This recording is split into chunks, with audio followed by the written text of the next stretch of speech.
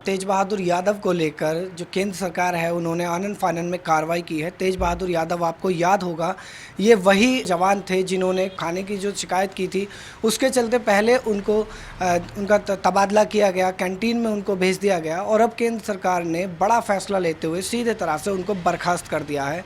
आजीविका पर हमला किया गया है तेज बहादुर यादव की।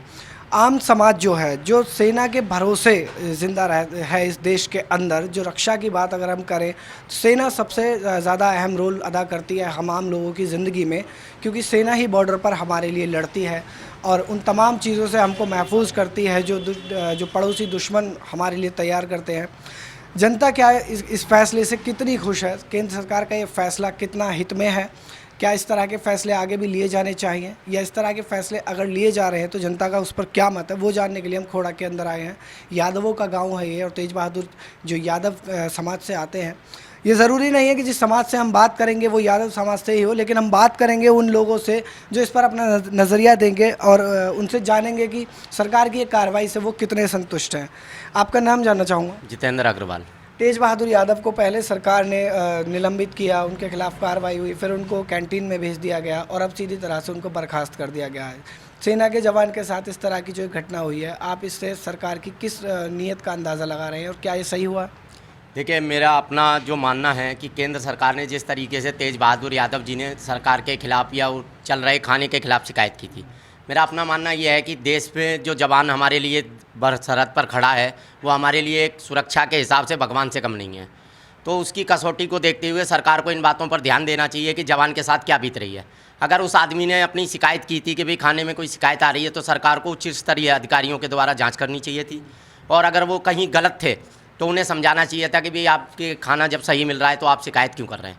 लेकिन जिस तरीके से उसकी बर्खास्ती की गई है, कहीं ना कहीं सरकार ओबीसी और दलितों के प्रति अपनी नाराज़गी को दिखा रही है कि वो सिर्फ कहती है सबका साथ सबका विकास, लेकिन मुझे ऐसा लगता है कि कहीं ना कहीं वो सिर्फ एक जाति विशेष की सरकार बन गई है। मैं इसकी पूर्ण रूप से निंदा करता हूँ। तेज बहादुर को इंसाफ मिलना चाहिए। उत्तर प्रदेश में पहले समाजवादी की सरकार थी। सरकार बदलते ही जो यादव समाज के लोग हैं उन पर बड़ी कार्रवाई की गई, कई भर्तियां रद्द कर दी गई और जितने भी उस वक्त के शासनकाल में जिन अधिकारियों को तैनात किया गया था, ऐसे कई अधिकारियों को तितर-बितर कर दिया गया, जिसमें एक पुलिस अधिकारी का भी मामला बड़ा सामने आया था, उनके खिलाफ भी कार्रवाई की गई थी। तो क्या आपको लगता है कि सरकार कहीं ना कहीं एक सामाजिक तरीके से, जातिवाद के तरीके से काम कर रही है? नहीं, मैं इसे जातिवादी स्तर पर नहीं लेना चाहता। मैं सिर्फ जो तेज बहादुर के खिलाफ जो कार्रवाई है उसके बारे में सरकार की कड़ी निंदा करता हूँ। ये उनका बड़ा फैसला गलत है और ये एसी में बैठकर फैसला लेने से ऐसे काम नहीं चलेगा। वो जाकर देखे कि हमारे जवान कैसे बर्फ़ में रहकर और ठंडी हवाओं के बीच में कैसे देश की रक्षा करते हैं। वहाँ जाकर देखो, और ये नहीं कि एक छोटी सी शिकायत करने से उसमें बिना कार्रवाई होने को उसी जवान के खिलाफ ही कार्रवाई कर दी। हम उसकी सरकार की कड़ी निंदा करते हैं। पहले केशव प्रसाद मौर्य को सामने रखा, इलेक्शन लड़ा, इलेक्शन जीत जाने के बाद केशव प्रसाद मौर्य को सीएम नहीं बनाया गया क्योंकि वो ओबीसी समाज से थे। क्या ये वजह हो सकती है? नहीं, मैं तो नहीं मानता ये वजह हो सकती है, लेकिन मैं तो ये कहना चाहूँगा जो भी हुआ गलत हुआ।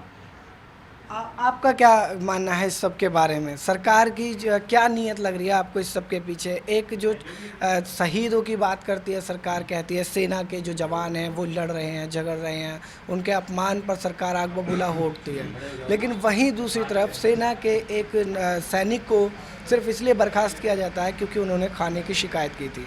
क्या ये सही है? नहीं, ये मैं इसकी निंदा करता हूँ और इस सरकार की दोहरी नीति जग जाहिर हो रही है इससे। जैसे ही जो यादव जी हैं इनको जो बर्खास्तगी की है, ये बहुत ही गलत कदम है। मैं ये जानना चाहता हूँ कि सरकार की नीयत क्या लग रही है आपको? क्या वाकई इसलिए निशाना बना गया तेज बहादुर को क्योंकि वो ओबीसी समाज से थे, या फिर ये होना ही था, आधिकारिक तरीके से इसको फैसले में लाया गया है?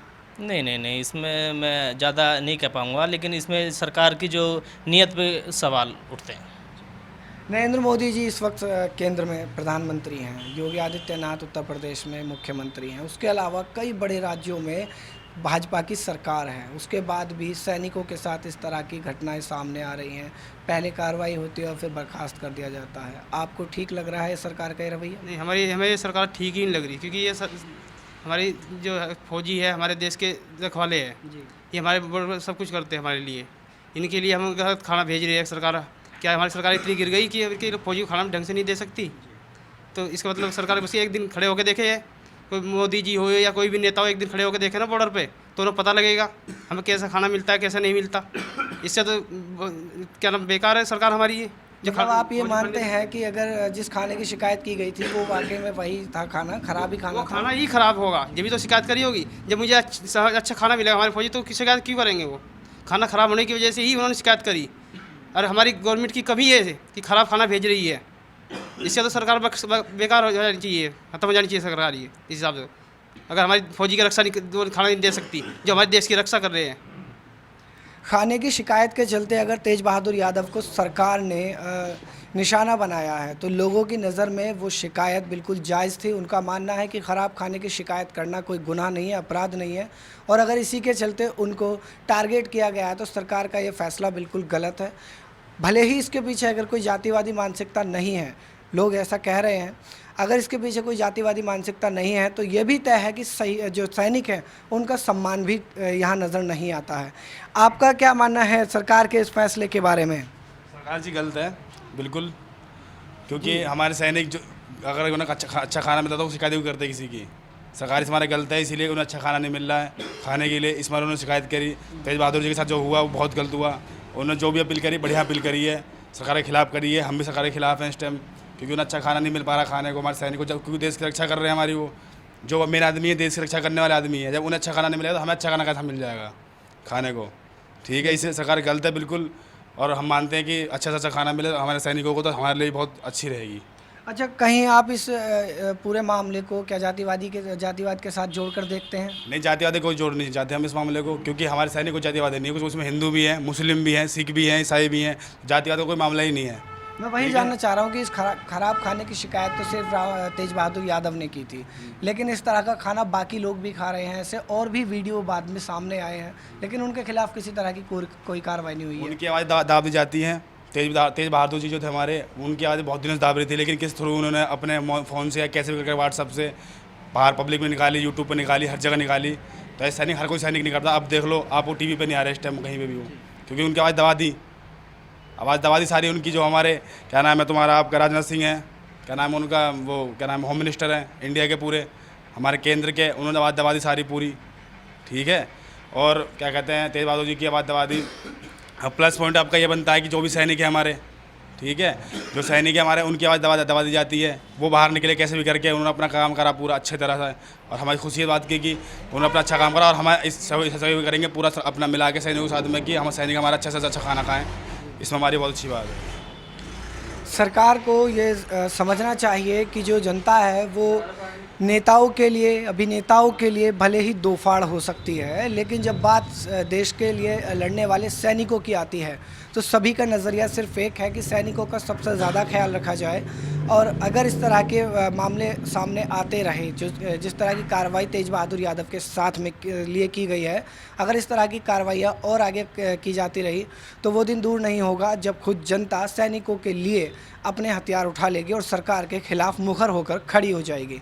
कैमरा पर्सन गौतम के साथ मैं लव कुमार, नेशनल दस्तक।